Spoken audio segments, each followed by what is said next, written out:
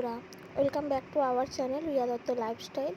আবারও একটা নতুন ব্লগে চলে এসেছি। আগের ব্লগে বলেছিলাম রেসিপি ব্লগটা দেব, তো আজকে আমি রেসিপি ব্লগটাই পুরোটাই আজকে কভার করব, তা তোমাদেরকে দেখাবো। আর প্রচুর গরম পড়েছে, শরীরটা ভালোও লাগছে না, এত গরম পড়েছে কিছু বলার নেই। আর এই অবস্থায় তো রান্নাবান্না করলে বুঝতেই পারছো কী গরম পড়ে। তা আমি কড়া বসিয়ে নিয়ে কড়াই তেল দিয়ে দিয়েছি। তা চলো এর মধ্যে এবার আলুগুলো ছেড়ে দেবো। আমি ডুমো ডুমো করে আলুগুলো কেটে রেখেছিলাম, সেই আলুগুলো ছেড়ে দেবো আর আলুগুলো ভাজতে দেবো। তো এর মধ্যে শুধু তো আলু ভাজতে দিলে হবে না, তো আলুর মধ্যে একটু নুন হলুদও ছড়িয়ে দেবো। এই যে হলুদ গুঁড়ো ছড়িয়ে দিচ্ছি, আর এই যে দেখো নুন ছড়িয়ে দিয়েছি। তা এবার এইগুলোকে ভালো করে নাড়াচাড়া করে আলুগুলোকে ভালো করে ভাজতে দেবো। যতক্ষণ লাল লাল করে ভাজা হচ্ছে ততক্ষণ পর্যন্ত মানে ভাজতে হবে। তা চলো এগুলো ততক্ষণ ভাজা হয়ে যাক। এই যে দেখো এদিকে ভাজা হয়ে গেছে। তো এবার এই আলুগুলোকে আমি একে একে তুলে নিচ্ছিলাম, কিন্তু নিতে অসুবিধা হচ্ছিলো, যেহেতু এক হাতে ফোন আর এক হাতে খুন্তি, তো ওই জন্য আমি ফোনটা সাইড করে রেখে আমি আলুগুলো সব তুলে নিয়েছি। তা দেখো আমার আলুগুলো সব তোলা হয়ে গেছে। এই যে দেখো তোমাদের দেখিয়ে দিলাম। তা আলুগুলো তোলা গেছে। এবার এই কড়ার তেলের মধ্যেই আমি চিকেনগুলো দিয়ে দেবো। আজকে আমি চিকেনটা ভেজে করবো, তো ওই জন্য আমি চিকেনগুলো ছেড়ে দিচ্ছি। তা চিকেনগুলো দিয়ে দিলাম, চিকেনগুলো ভাজতে হবে। তা চিকেনগুলো লাল লাল করে ভাজতে হবে না, যতক্ষণ পর্যন্ত কালারটা চিকেনের যে কালারটা আছে ওটা চেঞ্জ হয়ে যায় ততক্ষণ পর্যন্তই ভাজবো। তা ওই জন্য তেলটা একটু বেশিই দিয়েছিলাম। তা চলো ততক্ষণ এটা ভেজে নিই। এই যে দেখো এদিকে কালারটা আমার চেঞ্জ হয়ে গেছে চিকেনের। তো এবার এই পর্যায়ে আমি চিকেনগুলো তুলে নেবো। সেই সেম প্রবলেম, এক হাতে ফোন আর এক হাতে খুন্তির জন্য অসুবিধা হচ্ছিলো, তাই আমি সাইড করে রেখে দিয়েছিলাম। এই যে দেখো চিকেনগুলো আমি তুলে নিয়েছি। এবার এদিকে যে কড়ার তেলটা আছে এর মধ্যে এখনও তেল আছে, বুঝতেই পারছো। তাই এবার এই তেলের মধ্যে কিছু গোটা গরম মশলা দিয়ে দেবো, যেমন 4টে চারটে এলাচ, আর তার তেজপাতা আর একটা দারচিনি, তো দেখতেই পেলে। তো ওগুলো দিয়ে দিয়েছি, এটা ততক্ষণ ভাজা হোক। আর কড়াটা প্রচুর গরম হয়ে গেছে, যে কারণে এরকম তাড়াতাড়ি ভাজা হয়ে গেল। এবার এর মধ্যে একটু জিরে ফোড়ন দিয়ে দিলাম, যাতে একটু টেস্টটা বাড়ে। ওই জন্য আজকে তো অন্যরকমভাবে করবো, তো ওই জন্য জিরেটা দিতে বাধ্য হলাম। এবার এদিকে আমি পেঁয়াজটা দিয়ে দিলাম। পেঁয়াজটা দিতে গিয়ে হালকা তেলটা চেপটা ছিল বলে হাতটাকে নড়ে গেছিলো।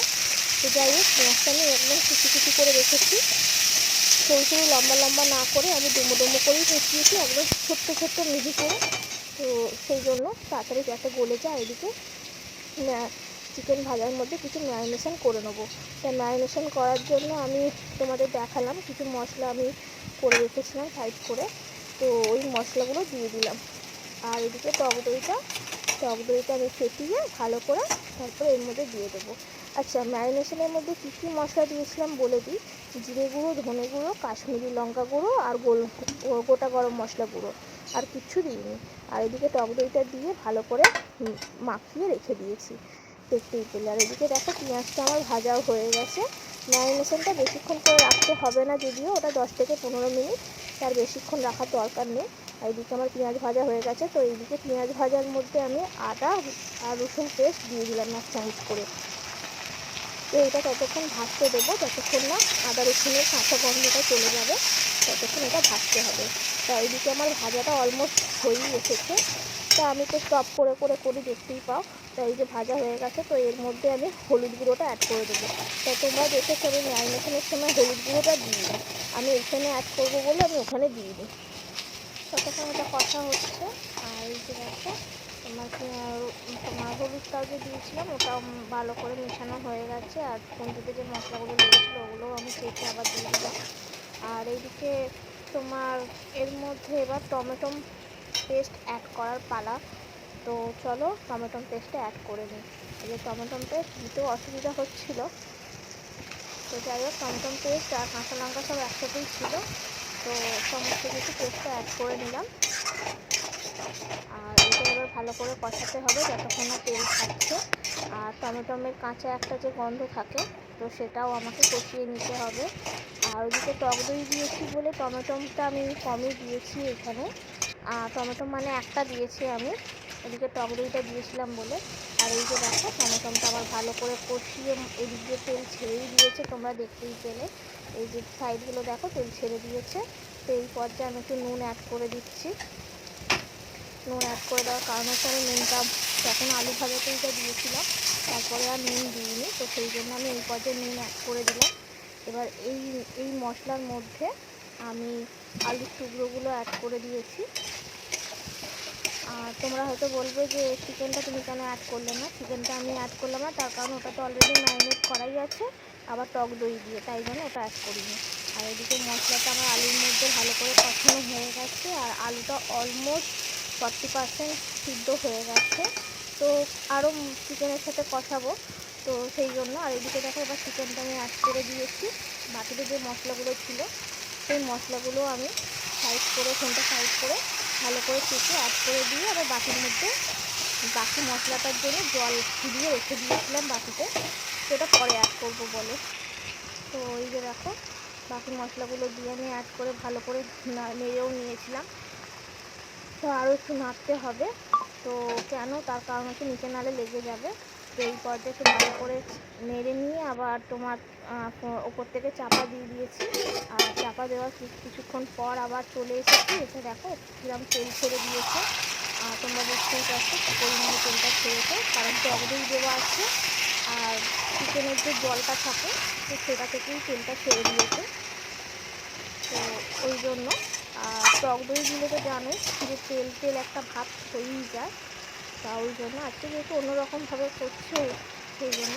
আর এই পর্যায়ে যেহেতু চিকেনটা আমি ঢাকা দিয়ে কষিয়ে নিয়েছি, তো আলুগুলো অলমোস্ট 80% আমার সিদ্ধ হয়ে গেছে।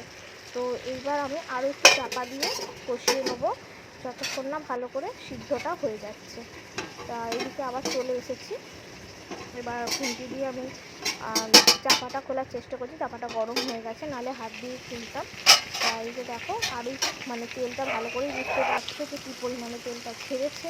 তো এই পর্যায়ে আমি ওই যে বললাম মশলা বাটির মধ্যে তোমার জল অ্যাড করে রেখেছিলাম, তো ওইটার মধ্যে দিয়ে দিয়েছি। আর আলুটা আমার 90% সিদ্ধ হয়ে গেছে, 10% বাকি আছে, তো সেটাও জলের মধ্যে ফুটিয়ে দিলে হয়ে যাবে।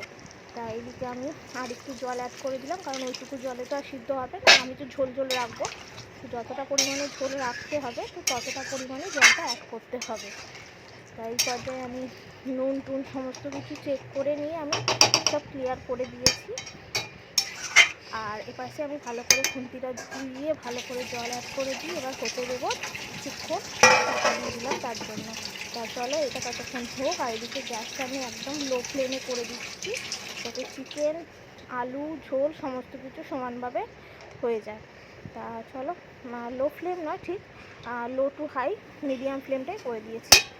তা এদিকে অনেকক্ষণ পর চলেই এলাম, প্রায় 15-20 মিনিট পর চলে এসেছি। এই যে দেখো আমার অলরেডি চিকেন কমপ্লিট হয়ে গেছে, তা আলু আমার গলে গেছে। এই পর্যায়ে আমি দুটো আলু একটু চটকে দেবো, কারণ তাহলে ঝোলটা একটু তোমার গ্রেভিটা একটু তোমার একটু কাই কাই টাইপের হবে, তো ওই জন্য তো দুটো আলু আমি এখানে চটকে দিলাম, তোমরা দেখতেই পেলে। তা ভিডিওটা কেমন লাগছে অবশ্যই কমেন্ট করে জানিও।